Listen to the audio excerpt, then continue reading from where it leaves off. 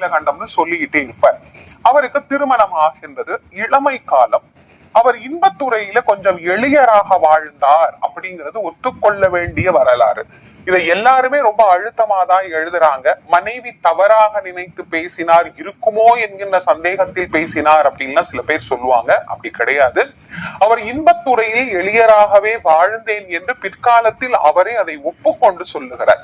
அப்படி அவர் வாழ்ந்து கொண்டிருக்கிற போது ஒரு முறை அவருடைய மனைவிக்கு இந்த தகவல் தெரிகின்றது. எப்பவுமே பெண்களுக்கு ஒரு இயற்கையா அந்த ஒரு கோபம் வரதானே செய்யும். தன்னுடைய கணவன் தன்னை தவிர இன்னொரு பெண்ணை விரும்புகிறார் அப்படின்னு சொல்லும் போது அது எந்த பெண்ணுக்கு தான் கோபம் வராம இருக்கும்? அவருக்கு கொஞ்சம் கோபம் வந்து விசாரிக்கிறார்.